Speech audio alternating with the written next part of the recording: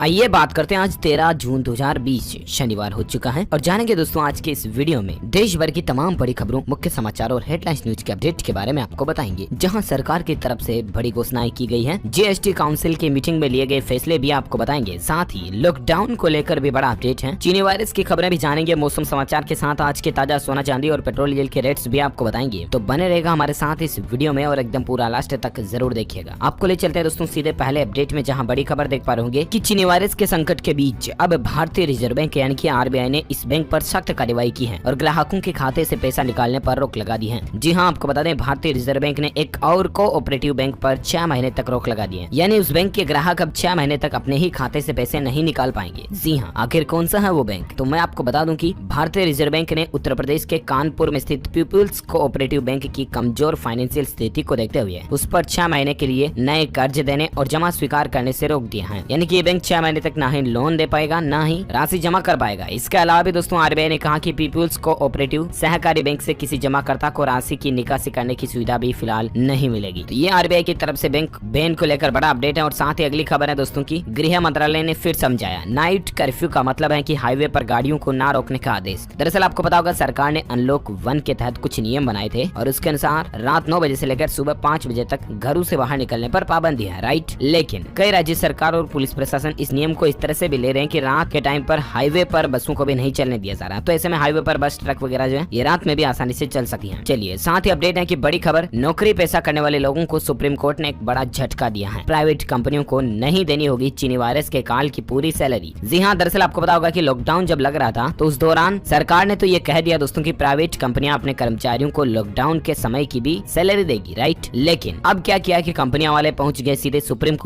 Court में इस मामले को लेकर केस चला, सुनवाई हुई और अब सुप्रीम कोर्ट ने जो फैसला दिया वो देखिए कि सुप्रीम कोर्ट का कहना है कि लॉकडाउन के दौरान पूरी सैलरी न देने वाली कंपनियों के खिलाफ कोई भी कार्रवाई नहीं होगी। जी हाँ दोस्तों, लॉकडाउन के दौरान कर्मचारियों को 54 दिन का पूरा वेतन देने के मामले में जब सुप्रीम कोर्ट में सुनवाई हुई तो इस मामले में सुप्रीम कोर्ट अपना फैसला सुनाते हुए कहता है कि कर्मचारी और नियोक्ता यानी कि कंपनी आपस में समझौते से मामले को सुलझाए। सुप्रीम कोर्ट का कहने का मतलब ये है दोस्तों की ये जो पूरा मामला मसला है ये कंपनी और कर्मचारियों के बीच का मैटर है, तो इसमें सरकार भी कुछ नहीं करेगी, सुप्रीम कोर्ट भी कुछ नहीं करेगी। कंपनी और कर्मचारी एक दूसरे से बातचीत करके समझौता करें, ये कहना रहा सुप्रीम कोर्ट का। चलिए साथ ही अगला अपडेट है, जीएसटी काउंसिल की मीटिंग हुई कल ही, आपको पता होगा, और उसमें एक बड़ा फैसला लिया गया है, नील जीएसटी वाले कारोबारियों की लेट फीस को माफ किया जाएगा। जी हाँ, जीएसटी काउंसिल की 40वीं मीटिंग खत्म हो चुकी है और इस मीटिंग में जो महत्वपूर्ण फैसला लिया गया है वो यही है, एक तो जुलाई 2017 से लेकर जनवरी 2020 तक लेट फीस जो थी उसको माफ कर दिया है। इसके अलावा नील जीएसटी वाले कारोबारियों की लेट फीस माफ होगी। जीटीबी 3B के तहत लेट फीस 500 रुपए प्रति महीना देना होता है, यही तय किया गया। अब 500 रुपए ही देना पड़ेगा, इससे ज्यादा होगी तो उसको माफ कर दिया जाएगा। इसके अलावा 5 करोड़ रुपए से कम टर्नओवर पर 18% की जगह पर 9% ब्याज लगेगा। विंडो 1 जुलाई से लेकर 30 सितंबर तक खुली रहेगी। ये कुछ फैसले जीएसटी काउंसिल की मीटिंग में लिए गए। चलिए साथ ही अपडेट है दोस्तों की भारत के लिए बड़े ही गौरव की बात है, भारतीय मूल के अमेरिकी वैज्ञानिक रतन लाल को वर्ल्ड फूड प्राइज मिला। फसलों के जरिए जलवायु परिवर्तन को कम करने की तरकीब इन्होंने निकाली है। ये तस्वीर जो आप स्क्रीन पर देख पा रहे होंगे दोस्तों, ये भारत की हस्ती है। हालांकि ये रहते हैं अमेरिका में है लेकिन भारतीय नागरिक है, ये मूल निवासी भारतीय के हैं। ये इनको दोस्तों 2020 के वर्ल्ड फूड प्राइज से सम्मानित किया गया। इस पुरस्कार को कृषि क्षेत्र का नोबेल पुरस्कार भी माना जाता है। आप भी इसका नाम ध्यान रखिएगा और इन वैज्ञानिक का नाम भी ध्यान रखिएगा, क्योंकि करंट अफेयर्स के रूप में कॉम्पिटिटिव एग्जाम में कई बार इस तरह के सवाल भी पूछ लिए जाते हैं। गवर्नमेंट जॉब्स वगैरह की अगर आप प्रिपरेशन कर रहे हैं तो जीके में इन चीजों को ध्यान रखा करो। और इसके अलावा भी सबसे बड़ी बात तो ये दोस्तों की विदेश में अमेरिका में भी भारतीय नागरिकों को जब इनाम मिल रहा है तो ये हम सभी भारतीयों के लिए भी बड़े ही गौरव की बात है। अगर आप एक सच्चे भारतीय नागरिक हैं, इंडियंस होने के नाते एक लाइक तो बनता है दोस्तों, दिल से लाइक कर दीजिए फटाफट से। और अपन आगे बढ़ते हैं अगले अपडेट में, जहां बड़ी खबर देख पा रहे कि आईसीआईसीआई बैंक ने अपने ग्राहकों को बड़ा तोहफा दिया। कई सारे नई स्कीम, ऑफर, भारी डिस्काउंट और कैशबैक वगैरह लॉन्च किए हैं। जहां दोस्तों अगर आपका आईसीआईसीआई में खाता है तो आप कई सारे ऑफर्स का फायदा उठा सकते हैं। बैंक ने इन ऑफर्स को ID lights monsoon magic bonanza के नाम से लॉन्च किया। ऑफर में ग्राहकों को एक्स्ट्रा डिस्काउंट और कैशबैक की सुविधाएं मिल रही है। अगर आप चीनी वायरस की महामारी के दौरान ऑनलाइन ऑर्डर में जरूरत के सामान मंगाते हैं, जैसे कि कई सारे सामान में आप जब डेबिट क्रेडिट कार्ड का इस्तेमाल करते हो नेट बैंकिंग वगैरह का, उसमें अगर आप आईसीआईसीआई के बैंक डेबिट कार्ड का इस्तेमाल करोगे तो आपको 10%, 20%, 40% कई तरह के डिस्काउंट देखने को मिल जाएंगे। ऑनलाइन फूड और ग्रोसरी आइटम पर भी आपको कितना कितना डिस्काउंट मिल रहा है। गोली दवाई अगर स्वास्थ्य संबंधित चीजें मंगाते हैं तो भी आपको डिस्काउंट मिल रहा है। मनोरंजन से जुड़े सामानों पर भी आपको डिस्काउंट मिल रहा है, तो ये जानकारी आप देख सकते हैं। चलिए अगला अपडेट आ रहा है, हरियाणा में दोस्तों सूर्य ग्रहण के मौके पर इस बार नहीं लगेगा बड़ा मेला। एडवाइजरी इसको लेकर जारी हो चुकी है, क्योंकि दोस्तों हरियाणा में सूर्य ग्रहण के समय मेला लगता है, तो वहाँ पर इस बार मेला नहीं लगेगा ताकि भीड़ भाड़ नहीं आए, केवल पूजा अर्चना करके छोटा कार्यक्रम रखा गया। अच्छी बात है। चलिए साथ ही अपडेट है कि सरकार ने धार्मिक स्थल, होटल्स, मॉल्स और ऑफिस के लिए कुछ नई गाइडलाइन भी जारी की है। आपको सावधानियां रखनी चाहिए। कौन कौन सी? जी हाँ, तो मैं आपको बता दूं कि सरकार के नियमानुसार फेस मास्क लगाना जरूरी है, हैंड वॉश और सैनिटाइजर का इस्तेमाल करना भी अनिवार्य है। इसके साथ ही शॉपिंग मॉल्स, रेस्टोरेंट, सार्वजनिक जगहों पर थूकना बिल्कुल बैन है, मना है। सोशल डिस्टेंसिंग का पालन करना है। सार्वजनिक जगहों पर प्रवेश के लिए लाइन में लगते समय 6 फीट की दूरी बनाए रखनी है। रुमाल या अन्य चीजों से मुंह और नाक को अच्छी तरह से कवर करना है। उपयोग के बाद इन्हें अच्छे से डिस्पोज करें। साथ ही अपने स्वास्थ्य की स्वयं निगरानी करें। अगर आप बीमार है तो खुद ही जानकारी दीजिए डॉक्टर को। आरोग्य सेतु ऐप का इस्तेमाल कीजिए। 65 साल की ज्यादा उम्र के लोग और 10 साल तक के कम उम्र के बच्चों को कहीं पर भी ना जाएं, ना ले जाएं, घर में ही रहें। गर्भवती महिलाओं और जिन लोगों को बीपी, मधुमेह जैसी बीमारी है वो भी कहीं बाहर ना जाएं। तो ये कुछ चीजें ध्यान रखें। जूते चप्पल को अपने वाहन या बाहर ही निकालें। मंदिर, धार्मिक स्थानों पर प्रवेश से पहले हाथ पैर को साबुन से अच्छी तरह धो लें। सामाजिक दूरी बनाए रखें। ये सरकार के कुछ नियमों की लिस्ट भी आप स्क्रीन पर देख सकते हैं। एक एक को मैं अभी बोलूंगा तो बहुत ज्यादा लंबा हो जाएगा। आप जरा वीडियो को पॉज करके पढ़ सकते हैं अगर आप डिटेल में जानना चाहते हैं तो। चलिए, साथ ही अगली खबर है कि राज्यसभा के सांसदों के लिए रेलवे टिकट बुकिंग के नियमों में बदलाव हुआ है। आखिर ये रेलवे ने फैसला क्यों लिया? तो दरअसल आपको बता दें कि राज्यसभा सांसद के लिए रेलवे ने नियम बनाए हैं और नए नियम के मुताबिक अब जिन टिकटों पर सांसद यात्रा नहीं करेंगे उनको कैंसिल करवाना पड़ेगा। अगर वे टिकट को कैंसिल नहीं कराएंगे तो उनसे टिकट के पूरे पैसे वसूले जाएंगे। ये इंडियन रेलवे की तरफ से अपडेट है। चलिए, साथ ही अगली खबर है कि होटल में एंट्री से पहले आपको फॉर्म भरना पड़ेगा, सामान डिसइंफेक्टेड करवाना पड़ेगा। इन बातों का भी ध्यान रखना पड़ेगा। जी हाँ, होटल को लेकर सरकार ने कुछ खास गाइडलाइन जारी की है। और बताया दोस्तों कि अगर आप किसी होटल रेस्टोरेंट में जाते हैं ना तो लोगों से दूर रहें। इसके अलावा हॉस्पिटल के जैसे अब होटल में भी आपको एक फॉर्म भरना पड़ेगा, प्रवेश फॉर्म, एडमिशन फॉर्म। साथ ही मास्क लगाना तो जरूरी है ही। छींकते खांसते वक्त आपको ध्यान रखना पड़ेगा। थूकना हर जगह पर मना है। ये चीजों ध्यान रखना आपको, है ना। अगले अपडेट में बात करें आज के मौसम समाचार को लेकर संपूर्ण भारत के 12 जून 2020 के मौसम पूर्वानुमान में, तो आपको बता दें भारतीय मौसम विज्ञान विभाग की चेतावनी के अनुसार अगले 24 घंटों के दौरान तटीय आंध्र प्रदेश, तेलंगाना, दक्षिण छत्तीसगढ़, विदर्भ, मराठवाड़ा, तटीय कर्नाटक, दक्षिण कोंकण, गोवा और पश्चिम बंगाल सहित कई जगहों पर बारिश होने की संभावना है। केरल, आंतरिक महाराष्ट्र, तटीय उड़ीसा, आंतरिक कर्नाटक और पूर्वोत्तर भारत में हल्की से मध्यम बारिश होने के साथ कुछ जगहों पर तेज बारिश हो सकती है। गुजरात क्षेत्र, पूर्वी मध्य प्रदेश, उप हिमालय, पश्चिम बंगाल, सिक्किम, बिहार, झारखंड, उत्तरी छत्तीसगढ़, जम्मू कश्मीर, लद्दाख, गिलगित बाल्टिस्तान और मुजफ्फराबाद के कुछ जगहों पर हल्की से मध्यम बारिश का अनुमान जताया जा रहा है। चलिए, ये तो रहे मौसम समाचार। अब बात करें दोस्तों आज के ताजा सोना चांदी के भाव को लेकर, तो बड़ी खबर देख पा रहे कि चांदी की कीमतों में इस महीने की सबसे बड़ी गिरावट देखने को मिली है। 10 ग्राम सोने और चांदी के रेट की बात करें दोस्तों तो सराफा बाजार में gold and silver price today news update के तहत आप देख सकते हैं सोने की कीमत में 278 रुपए की गिरावट आई और 47,136 प्रति 10 ग्राम सोने का रेट अभी चल रहा है। वहीं चांदी में 614 रुपए की गिरावट आई और इसके बाद 48,025 रुपए प्रति किलोग्राम चांदी का रेट चल रहा है। चलिए, अब बात करें चीनी वायरस को लेकर कुछ खबरों में, जहां देख पा रहे कि देश में इस वायरस के मामले 3 लाख के पार पहुंच चुके हैं। चीनी वायरस के केस 2 लाख से 3 लाख होने में सबसे कम यानी कि 10 दिन कुल लगे और शुरुआती 1 लाख मामले 110 दिन में आए थे, जबकि आप देख सकते हैं कि दूसरे 2 लाख होने में कितना कम टाइम लगा। भारत का ये आंकड़ा आप देख पा रहे इस तस्वीर में क्लॉक फॉर्मेट में ये दर्शाया गया दोस्तों कि कब कितने मामले थे और कितने मामलों को बदलने में कितना टाइम लगा। और इसी बीच एक बड़ी खबर देख सकते हैं कि महाराष्ट्र में चीनी वायरस के मामले 1 लाख के पार पहुंच चुके हैं और मुंबई में भी इसका विस्फोट अभी भी जारी है। साथ ही बड़ी खबर है दोस्तों की चीनी वायरस को लेकर लाइव अपडेट देख पा रहे लगातार तीसरे दिन